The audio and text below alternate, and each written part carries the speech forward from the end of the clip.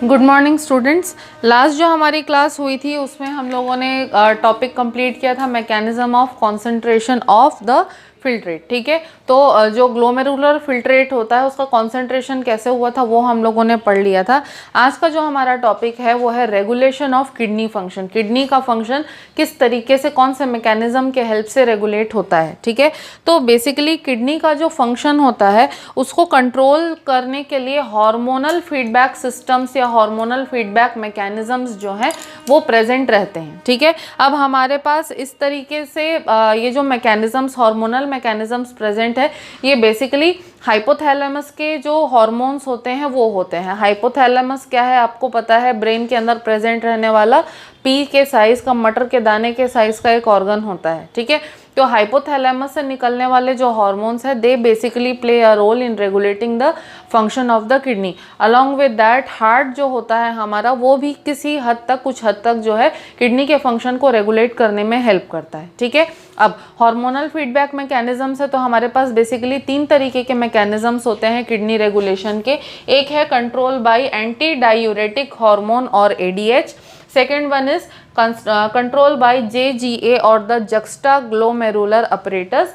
This mechanism is also known as the renin-angiotensin mechanism. And the third mechanism is with the help of a hormone known as anti-natriuretic factor or ANF. Anti natriuretic factor या ANF जो है ये basically heart के through जो है काम करता है। ठीक है, तो ये 2 मैकेनिज्म्स हैं जो एक्सक्लूसिवली हार्मोनल है, और ये तीसरा जो मैकेनिज्म है ये भी हार्मोनल है बट ये हार्ट के हेल्प से जो है कंप्लीट होता है। अब पहले मैकेनिज्म के बारे में हम लोग बात करते हैं, control by anti diuretic hormone. ठीक है, तो ये जो एंटी डायूरेटिक हार्मोन है ये बेसिकली जो है कहाँ से प्रोड्यूस होता है, ये हाइपोथैलेमस से प्रोड्यूस होता है। तो कैसे होता है उसके बारे में डिस्कस करते हैं। जनरली हमारे बॉडी के अंदर क्या होते हैं, ऑस्मो रिसेप्टर सेल्स होते हैं। ठीक है, ऐसे सेल्स होते हैं जो कि हमारी बॉडी के ऑस्मोटिक फ्लूइड के बैलेंस को या आयोनिक बैलेंस को या हमारे बॉडी का जो फ्लूइड कंटेंट होता है उसको डिटेक्ट कर सकते हैं। ठीक है, तो अगर इन केस ऐसा हो रहा है कि हम लोग ज़्यादा यूरिन एलिमिनेट कर रहे हैं, हमारी बॉडी से अगर ज़्यादा पानी बाहर निकल जा रहा है यूरिन के थ्रू, तो उस चीज़ को कौन डिटेक्ट कर लेता है, उसको डिटेक्ट कर लेते हैं हमारे बॉडी के ऑस्मो रिसेप्टर सेल्स। ठीक है, अब ये जो ऑस्मो रिसेप्टर सेल्स है, ठीक है, जनरली क्या होता है कि एक्सेसिव फ्लूइड लॉस होता है तो ये ऑस्मो रिसेप्टर सेल्स क्या हो जाते हैं, एक्टिवेट हो जाते हैं। एक्टिवेट हो जाने के बाद में ये क्या करते हैं, ये हाइपोथैलेमस को स्टिमुलेट करते हैं, और हाइपोथैलेमस जो है वो एंटी डायूरेटिक हार्मोन यानी कि ADH जो है उसको रिलीज करता है। ठीक है, अब ये जो ADH है, ठीक है, ये कहाँ से रिलीज करता है, न्यूरो हाइपोफाइसिस से ADH को रिलीज करता है। ठीक है, अब ADH जो है वो DCT में यानी कि नेफ्रॉन के अंदर जो डिस्टल कॉन्वोल्यूलेटेड ट्यूब्यूल रहता है और जो कलेक्टिंग डक्ट्स होते हैं, ठीक है, तो ADH जो है वो DCT को और कलेक्टिंग डक्ट्स को स्टिमुलेट करता है कि DCT और कलेक्टिंग डक्ट्स जो है वो ज़्यादा वाटर का रीएब्जॉर्प्शन करें। तो क्या हो गया, अब दोबारा से मैं रिपीट कर रही हूँ, फ्लूइड लॉस ज़्यादा होता है बॉडी से तो ऑस्मो रिसेप्टर सेल्स जो हैं स्टिमुलेट होते हैं। ऑस्मो रिसेप्टर सेल्स जो हैं वो हाइपोथैलेमस को स्टिमुलेट करते हैं, और हाइपोथैलेमस जो है वो न्यूरो हाइपोफाइसिस से ADH हार्मोन को सिक्रीट करता है। ADH हार्मोन नेफ्रॉन के अंदर जो DCT और कलेक्टिंग ट्यूब होता है उसको स्टिमुलेट करता है कि DCT और कलेक्टिंग ट्यूब जो है ज़्यादा वाटर को रीएब्जॉर्ब करें। ठीक है, तो DCT और कलेक्टिंग ट्यूब क्या करेगा, ज़्यादा वाटर को रीएब्जॉर्ब करेगा। ठीक है, और ज़्यादा वाटर रीएब्जॉर्ब होने से क्या होगा कि जो बॉडी का फ्लूइड बैलेंस है वो वापस से क्या होगा, मेंटेन होगा, और जैसे ही वापस से हमारी बॉडी का फ्लूइड बैलेंस मेंटेन होगा तो ऑस्मो रिसेप्टर सेल्स जो है उनको स्टिमुलेशन मिलेगा कि भाई बॉडी में फ्लूइड बैलेंस अब बराबर है। तो ऑस्मो रिसेप्टर सेल्स जो है वो हाइपोथैलेमस को स्टिमुलाई भेजना क्या कर देंगे, रोक देंगे, और जैसे ही हाइपोथैलेमस को स्टिमुलस मिलना रुक जाएगा तो हाइपोथैलेमस भी ADH का जो रिलीज है उसको क्या कर देगा, स्टॉप कर देगा। तो इस तरीके से क्या होगा, इस तरीके से पूरा साइकिल कंप्लीट होगा। चालू कहाँ से हो रहा था, फ्लूइड लॉस से चालू हो रहा था, और बंद कहाँ पे हुआ, फ्लूइड के रिटेंशन से बंद हो गया। ठीक है, अगेन रिपीट कर रही हूँ, बॉडी से ज़्यादा फ्लूइड का लॉस होगा, ऑस्मोरिसेप्टर सेल्स उससे स्टिमुलेट होंगे, एक्टिवेट होंगे। ऑस्मोरिसेप्टर सेल्स जो हैं वो हाइपोथैलेमस को स्टिमुलेट करेंगे और हाइपोथैलेमस जो है न्यूरोहाइपोफाइसिस से एडीएच को रिलीज़ करेगा। एडीएच जाएगा नेफ्रॉन में, डीसीटी पे और कलेक्टिंग ट्यूब पे क्या करेगा, इन्फ्लुएंस करेगा, उनको स्टिमुलस डालेगा कि डीसीटी और कलेक्टिंग ट्यूब जो है ज़्यादा वाटर रीएब्जॉर्ब करें। जैसे ही ज़्यादा वाटर रीएब्जॉर्ब होगा हमारी बॉडी में तो बॉडी का फ्लूइड बैलेंस क्या होगा, मेंटेन होगा। जैसे ही बॉडी का फ्लूइड बैलेंस मेंटेन होगा तो फिर क्या होगा कि ऑस्मोरिसेप्टर्स जो है वो डीएक्टिवेट हो जाएंगे। ऑस्मोरिसेप्टर्स के डीएक्टिवेट होने से हाइपोथैलेमस को क्या है, स्टिमुलाई मिलना बंद हो जाएगा और जैसे ही हाइपोथैलेमस को स्टिमुलाई मिलना बंद होगा तो एडीएच का रिलीज जो है वो भी रुक जाएगा और ये पूरा साइकिल वहाँ पर क्या हो जाएगा, कंप्लीट हो जाएगा। ठीक है, तो इस तरीके का रेगुलेशन जो है ये किसके हेल्प से हो रहा है, एंटी डायूरेटिक हार्मोन के हेल्प से हो रहा है। ठीक है, अब सेकेंड टाइप ऑफ रेगुलेशन जो है वो JGA यानी कि जक्स्टाग्लोमेरुलर अपरेटस से होता है। इसी मैकेनिज्म को हम लोग रेनिन एंजियोटेंसिन मैकेनिज्म भी कहते हैं। ठीक है, तो अब ये काम होता कैसा है। ठीक है, जक्स्टाग्लोमेरुलर सेल्स जो होते हैं वो एक एंजाइम रिलीज करते हैं जिसका नाम होता है रेनिन। ठीक है, ये जो रेनिन एंजाइम है ये ब्लड स्ट्रीम में प्रेजेंट होता है और अगर जो ग्लोमेरुलर फिल्ट्रेट रेट है, ठीक है, जो ग्लोमेरुलर फिल्ट्रेशन रेट है अगर वो कम होता है या ग्लोमेरुलस में ब्लड का फ्लो कम होता है या ग्लोमेरुलस के अंदर अगर ब्लड प्रेशर रिड्यूस हो जाता है तो तीनों केसेस में क्या होता है कि रेनिन जो है वो क्या होता है, एक्टिवेट हो जाता है। और रेनिन जो है वो हमारे ब्लड में एक और एंजाइम होता है जिसको हम लोग कहते हैं एंजियोटेंसिनोजेन। ठीक है, एक एंजाइम है एंजियोटेंसिनोजेन। ठीक है, तो अगर ग्लोमेरुलर फिल्ट्रेशन रेट कम हुआ, ग्लोमेरुलर ब्लड प्रेशर अगर कम हुआ या ग्लोमेरुलस के अंदर ब्लड का फ्लो अगर कम हुआ, तीनों केसेस में रेनिन एक्टिवेट होगा। रेनिन क्या करेगा, वो हमारे ब्लड में एक हार्मोन होता है, एंजाइम होता है एंजियोटेंसिनोजेन। तो रेनिन जो है वो एंजियोटेंसिनोजेन को कन्वर्ट करेगा, किसके अंदर कन्वर्ट करेगा, कन्वर्ट करेगा एंजियोटेंसिन में। ठीक है, तो रेनिन ने क्या किया, खुद एक्टिवेट हुआ, एंजियोटेंसिनोजेन को किस में कन्वर्ट किया, एंजियोटेंसिन 1 में पहले कन्वर्ट करेगा और उसके बाद एंजियोटेंसिन 2 में कन्वर्ट करेगा। तो एंजियोटेंसिनोजेन से एंजियोटेंसिन 1 बना, एंजियोटेंसिन 2 बना। ठीक है, तो ये जो एंजियोटेंसिन 2 होता है ये एंजियोटेंसिन 2 जो है बहुत ही पावरफुल वैसोकॉन्स्ट्रिक्टर है, यानी कि वैसोकॉन्स्ट्रिक्टर यानी कि आपके जो आर्टरीज और वेन्स होते हैं उनको कॉन्स्ट्रिक्ट करने का जो है काम करता है। ठीक है, तो ये जो एंजियोटेंसिन 2 है ये क्या करेगा कि ग्लोमेरुलस के अंदर जितनी भी कैपिलरीज हैं उनको क्या कर देगा, कॉन्स्ट्रिक्ट कर देगा। तो जैसे ही ग्लोमेरुलस के अंदर की कैपिलरीज कॉन्स्ट्रिक्ट होंगी तो ब्लड प्रेशर क्या हो जाएगा, इंक्रीज होगा। ब्लड प्रेशर इंक्रीज होने से ब्लड का फ्लो भी इंक्रीज होगा और अगर ब्लड का फ्लो इंक्रीज होता है तो ग्लोमेरुलर फिल्ट्रेशन रेट जो है इवेंचुअली वो भी इंक्रीज होगी। ठीक है, अब इससे क्या होगा कि ये जो आपका एंजियोटेंसिन 2 है ये एक और हार्मोन जो होता है उसको सिक्रीट करने का काम करता है। ये जो हार्मोन है ये है एल्डोस्टेरॉन। ठीक है, तो एल्डोस्टेरॉन क्या करता है कि ये डीसीटी के अंदर सोडियम के आयंस का और वाटर का रीएब्जॉर्प्शन जो है उसको क्या करता है, इंक्रीज करता है। तो एंजियोटेंसिन 2 जो है उसके वजह से एल्डोस्टेरॉन भी प्रोड्यूस होता है, सिक्रीट होता है। एल्डोस्टेरॉन क्या करेगा, डीसीटी के अंदर सोडियम आयंस और वाटर के रीएब्जॉर्प्शन को क्या करेगा, स्पीड अप करेगा। तो जैसे ही ज़्यादा वाटर का रीएब्जॉर्प्शन होगा, ज़्यादा सोडियम के आयंस का रीएब्जॉर्प्शन होगा, तो सोडियम के आयंस के रीएब्जॉर्प्शन होने की वजह से इवेंचुअली खुद भी ब्लड प्रेशर जो है वो इंक्रीज हो जाएगा और अगर ब्लड प्रेशर इंक्रीज होगा तो ग्लोमेरुलर फिल्ट्रेशन रेट जो है वो भी इवेंचुअली इंक्रीज होगा। ठीक है, तो जक्स्टाग्लोमेरुलर अपरेटस के अंदर ये सारा मैकेनिज्म चल ज़रूर रहा है लेकिन रेनिन और एंजियोटेंसिन का इसमें मेजर रोल है, इसीलिए इसको हम लोग रेनिन एंजियोटेंसिन मैकेनिज्म भी बोलते हैं। ठीक है, अब थर्ड जो मैकेनिज्म है that is with the help of anti natriuretic factor और ANF।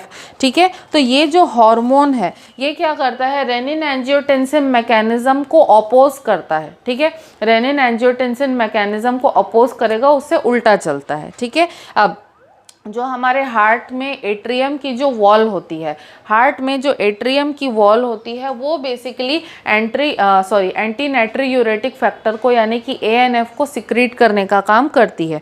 ठीक है, तो जैसे ही हमारे बॉडी में ब्लड का वॉल्यूम इंक्रीज होता है, ब्लड का प्रेशर इंक्रीज होता है, तो उसके रेस्पॉन्स में क्या होगा कि हमारी हार्ट की जो एट्रियम्स है, एट्रियम की वॉल से ANF जो है सिक्रीट होगा। ब्लड प्रेशर इंक्रीज हुआ, ब्लड का वॉल्यूम इंक्रीज हुआ, तो कौन स्टिमुलेट होता है? एट्रियम की वॉल स्टिमुलेट होती है हमारे हार्ट में।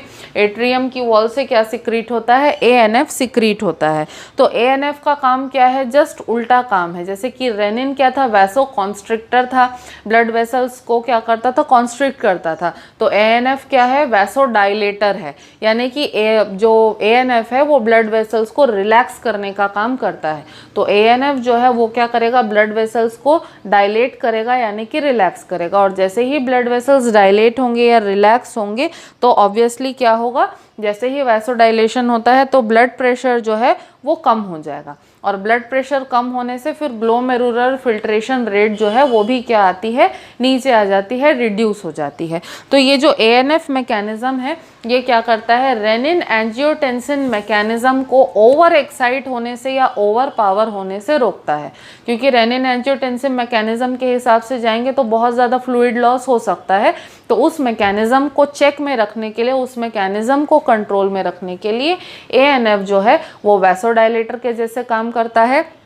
ग्लोमेरुलस के अंदर की जो कैपिलरीज हैं उनको डायलेट करता है।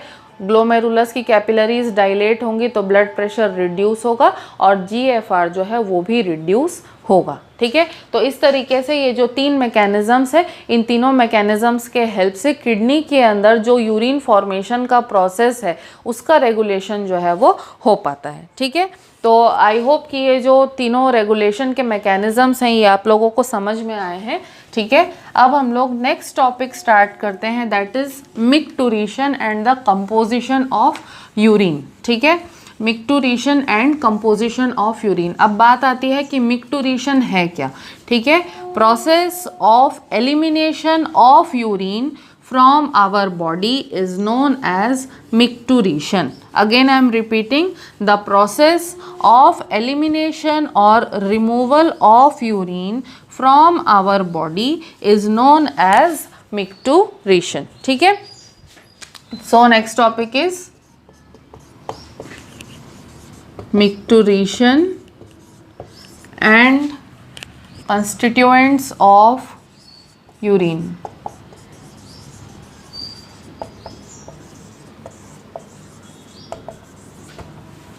ठीक है, तो मिक्टुरेशन मैंने क्या बताया? Micturition is the process of expulsion और elimination of urine from our body.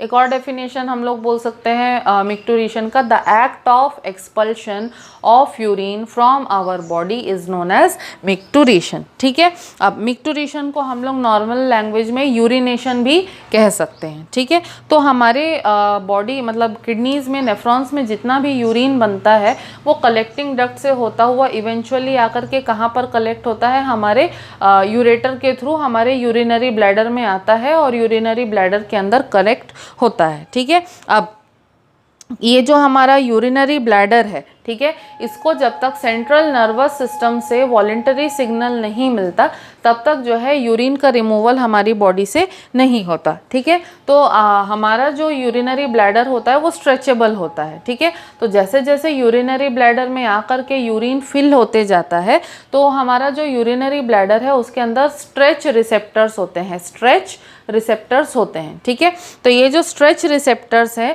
ये ब्लैडर की वॉल में होते हैं और जैसे जैसे ब्लैडर फिल होते जाता है, स्ट्रेच होते जाता है, तो ये जो स्ट्रेच रिसेप्टर्स जो हैं ये एक नर्व इम्पल्स जनरेट करते हैं। ठीक है, अब ये जो नर्व इम्पल्स है ये सेंसरी न्यूरॉन्स के थ्रू कैरी होता है और कहाँ तक जाता है? सेंसरी न्यूरॉन्स से होकर के हमारे सेंट्रल नर्वस सिस्टम तक जाता है। ठीक है, अब सेंट्रल नर्वस सिस्टम में जैसे ही ये स्टिमुलाई जाएगा तो सेंट्रल नर्वस सिस्टम जो है वो हमारे अंदर एक सेंसेशन प्रोड्यूस करेगा फुलनेस का, मतलब कि ब्लैडर के फुल होने का सेंसेशन जो है उसको प्रोड्यूस करेगा हमारा सेंट्रल नर्वस सिस्टम। ठीक है, अब फुलनेस का क्राइटेरिया क्या है कि कम से कम 500 ml यूरिन अगर हमारे ब्लैडर में फुल हो गया है तब हमको फुलनेस का फीलिंग जो है आता है, ठीक है।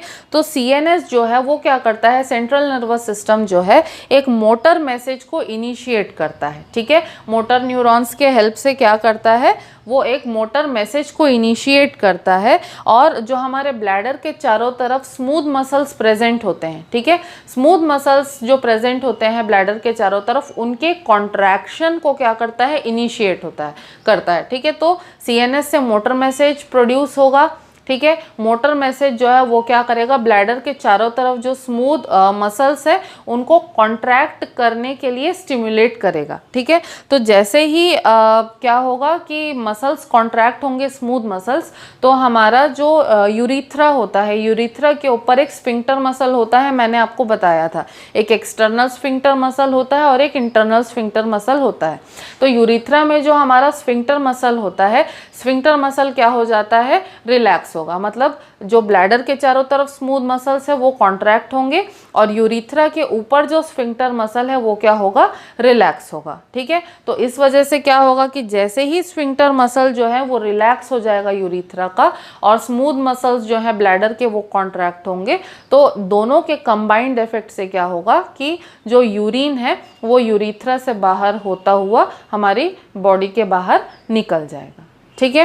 फिर से एक्सप्लेन करती हूँ आप लोगों को कैसे होता है। हमारे यूरिनरी ब्लैडर में स्ट्रेच रिसेप्टर्स होते हैं, धीरे धीरे जैसे जैसे यूरेटर के थ्रू होते हुए यूरिथ्रा में यूरिन फिलअप होने लगेगा तो हमारा यूरिनरी ब्लैडर स्ट्रेच होने लगेगा, फैलने लगेगा। तो 500 ml यूरिन जब हमारे यूरिनरी ब्लैडर में भर जाता है, ठीक है, तो क्या होगा कि जो स्ट्रेच रिसेप्टर्स हैं वो सेंसरी न्यूरॉन के थ्रू मैसेज भेजेंगे, कहाँ पर, हमारे सेंट्रल नर्वस सिस्टम में मैसेज भेजेंगे। जब ये मैसेज सेंट्रल नर्वस सिस्टम में जाएगा तब हमको ब्लैडर के फुल होने की फीलिंग प्रोड्यूस होगी, ठीक है। अब सेंट्रल नर्वस सिस्टम क्या करेगा, एक मोटर मैसेज जो है या क्या कहना चाहिए, एक मोटर इम्पल्स जो है, ठीक है, उसको सेंड करेगा कहाँ पर, हमारे यूरिनरी ब्लैडर पर। तो ये जो मोटर मैसेज है ये क्या करेगा, हमारे यूरिनरी ब्लैडर के चारों तरफ जो स्मूथ मसल्स हैं उनको स्टिमुलाई देगा कि स्मूथ मसल्स जो है वो कॉन्ट्रैक्ट हो, ठीक है। तो जैसे ही स्मूथ मसल्स कॉन्ट्रैक्ट होंगे तो हमारा जो यूरिथ्रा होता है, यूरिथ्रा के ऊपर एक स्फिंक्टर मसल होता है, स्फिंक्टर मसल रिलैक्स होगा और स्मूथ मसल्स क्या होंगे, कॉन्ट्रैक्ट होंगे।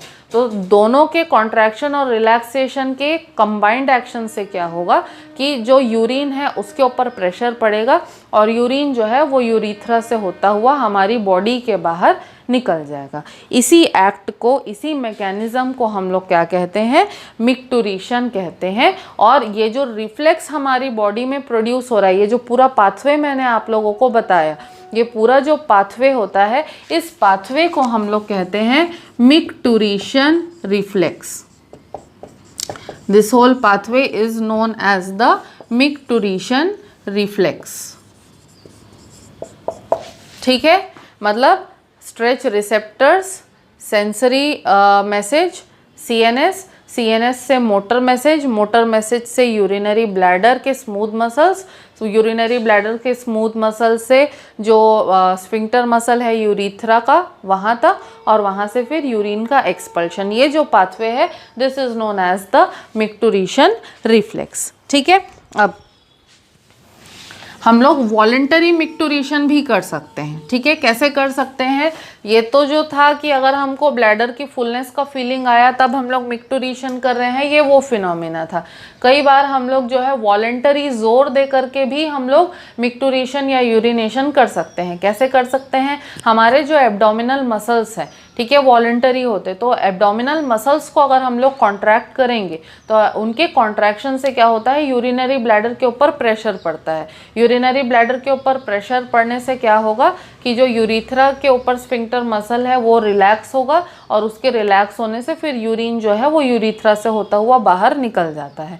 तो वॉलेंटरी और इनवॉलेंटरी दोनों मैकेनिज्म्स है यूरिनेशन के हमारी बॉडी में, ठीक है। अब हम लोग आते हैं किस पे, कॉन्स्टिट्यूएंट्स ऑफ यूरिन पे। यूरिन के कॉन्स्टिट्यूएंट्स क्या क्या होते हैं, ठीक है।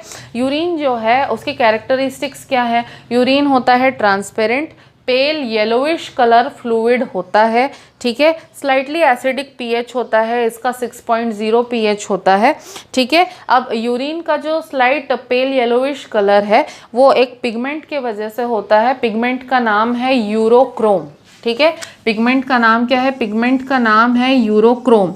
अब ये पिगमेंट जो है ये प्रोड्यूस कहाँ से होता है? ये जो पिगमेंट है ये हमारे आरबीसीज में जो हीमोग्लोबिन होता है, हीमोग्लोबिन के ब्रेक डाउन से जो है ये यूरोक्रोम नाम का पिगमेंट जो है प्रोड्यूस होता है, जिसकी वजह से यूरिन का पेल येलोइश कलर जो है होता है, ठीक है।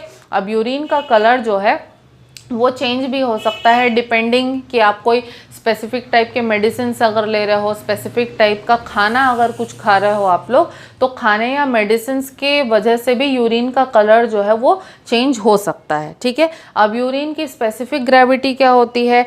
1.015 से लेकर के 1.025 तक जो है 1.015 से लेके 1.025 तक जो है यूरिन की स्पेसिफिक ग्रेविटी हो सकती है, ठीक है। अब यूरिन जो है अगर उसको हम लोग, ठीक है, एक्सपेल करने के बाद, बॉडी से बाहर निकालने के बाद थोड़ी देर अगर हम लोग वैसे ही छोड़ देते हैं तो यूरिन से जो है अमोनिया की कैरेक्टरिस्टिक स्मेल आने लगती है, ठीक है। अब ये जो स्मेल है कैसे आती है? यूरिया का जब बैक्टीरियल डिग्रेडेशन होता है, हमारे यूरिन में जो यूरिया होता है उस यूरिया का जब बैक्टीरियल डिग्रेडेशन होता है तो बैक्टीरियल डिग्रेडेशन होने की वजह से यूरिया जो है अमोनिया में कन्वर्ट हो जाता है और यूरिन से हमको अमोनिया की स्मेल आने लगती है, ठीक है।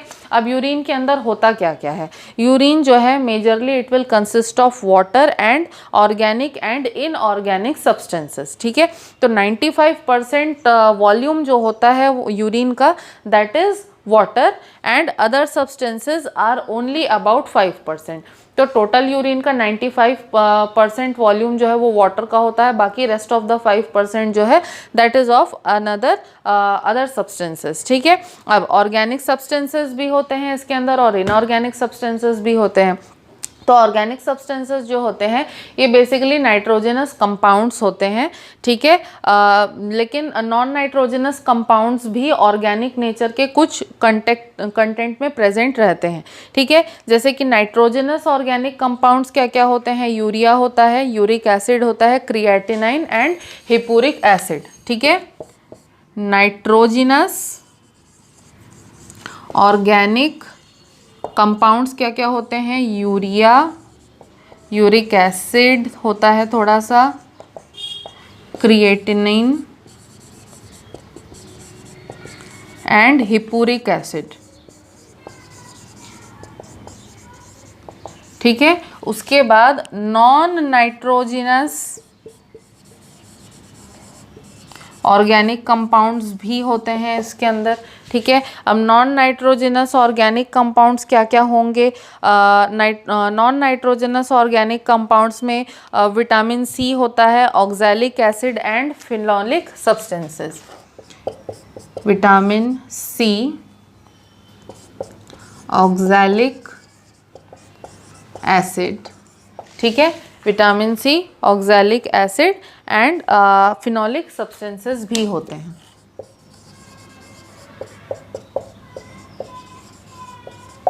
ठीक है। तो ये क्या था? Nitrogenous organic compounds, urea, uric acid, creatinine and hippuric acid. Non nitrogenous organic compounds में vitamin C, oxalic acid and various types of phenolic substances. On an average हमारी बॉडी से 25 से 30 ग्राम यूरिया जो है वो हर दिन यूरिन के through eliminate होता है, ठीक है। अब अगर हम लोग इनऑर्गेनिक सब्सटेंसेस के बारे में बात करें, यूरिन में इनऑर्गेनिक सब्सटेंसेस भी होते हैं।